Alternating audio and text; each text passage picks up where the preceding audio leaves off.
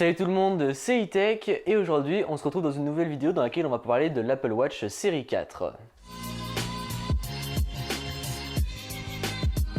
Donc deux choses avant de commencer la vidéo. Premièrement, comme vous pouvez le voir, on n'est pas dans le décor habituel, on est dans le décor de Hugo's Desk. Donc si jamais vous ne connaissez pas, eh bien, je vous mettrai sa chaîne dans la description. Et deuxième chose, je tenais à remercier RhinoShield car c'est grâce à eux que j'ai pu avoir cette Apple Watch série 4. Donc ils sponsorisent la vidéo et ils vont également sponsoriser d'autres vidéos qui sont à venir sur la chaîne.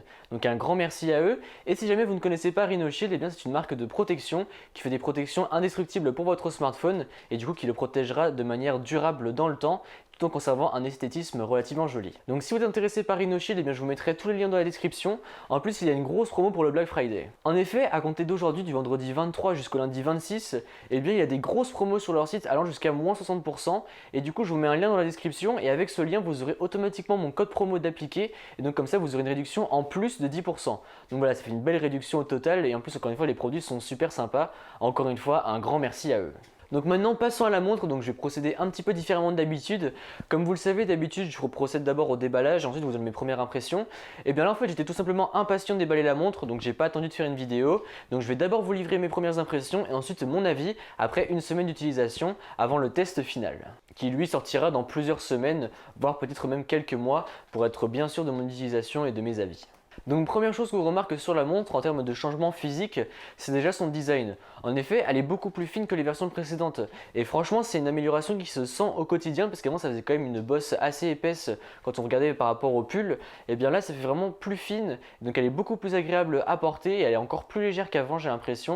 Donc on a vraiment la sensation de rien porter, donc ce qui est un petit peu déroutant, surtout venant d'une montre classique. Mais du coup voilà, cette finesse est appréciable parce que ça fait un peu plus montre traditionnelle. Autre nouveauté physique sur cette montre, c'est bien évidemment l'écran qui est plus grand du fait que maintenant eh bien, ça fait presque du bord à bord comme sur les iPhones. On passe désormais de 38 à 40 mm pour la taille de base et de 42 à 44 mm pour la plus grande taille. Personnellement, j'ai la taille 44 mm et c'est une taille que j'aime beaucoup. Je trouve qu'on peut afficher pas mal d'informations sur ce nouvel écran et franchement, c'est un très bel écran.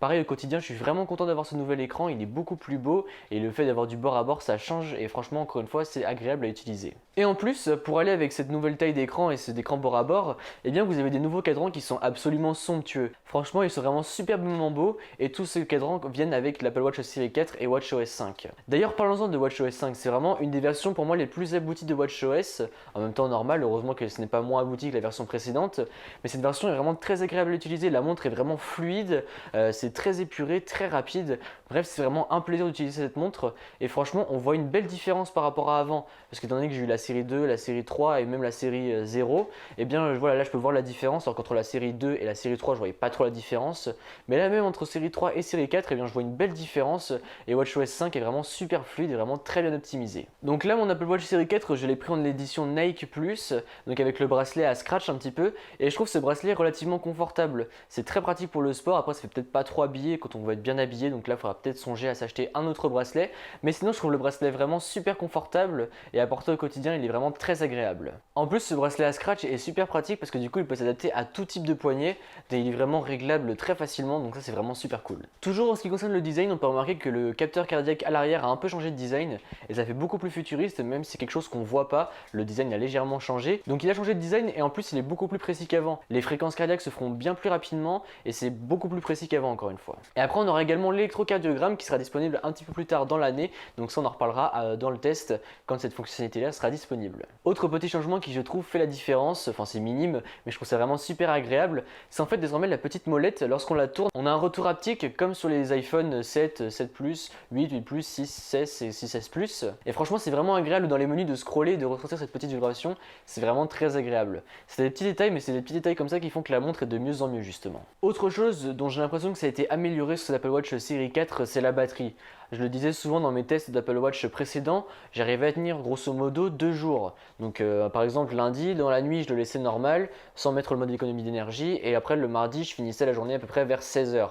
Là par exemple ça va être lundi, mardi sans problème, et je vais finir plutôt vers 23h. Donc déjà on a une petite amélioration, sauf que désormais je mets ma montre en mode économie d'énergie la nuit, parce que j'ai pas forcément besoin de recevoir toutes mes notifications, j'ai juste besoin de revoir l'heure, donc je la mets en mode économie d'énergie, et du coup et bien là je vais pouvoir monter jusqu'à 3 jours et demi d'autonomie de batterie batterie et c'est vraiment super impressionnant parce que du coup on arrive à tenir une demi-semaine sur batterie grâce à cette montre. Donc on peut se dire que par exemple pour les longs week-ends, eh bien vous n'aurez pas besoin de prendre votre chargeur de montre et ça c'est quand même super pratique. Donc voilà, ça c'est les petites nouveautés sur l'Apple Watch série 4. Maintenant, en ce qui concerne mon avis, eh bien je trouve tout simplement que c'est l'une des montres connectées les plus abouties du moment. Après, il faudrait que je teste la Galaxy Watch pour avoir un avis plus objectif évidemment. Donc je vais essayer de voir si je peux la tester. Mais pour moi, clairement, l'Apple Watch est l'une des montres les plus abouties du moment. Elle remplit toutes les fonctionnalités très bien, et elle est très agréable à porter et elle sait se faire discrète au poignet. Donc mes premières impressions sont vraiment bonnes. Une bonne montre, pour l'instant, je n'ai pas encore trouvé de défaut, mais je suis sûr qu'en cherchant un petit peu, il y en aura. Après, si c'est une montre bonne, je ne vais pas chercher des défauts juste pour avoir des défauts, hein, évidemment.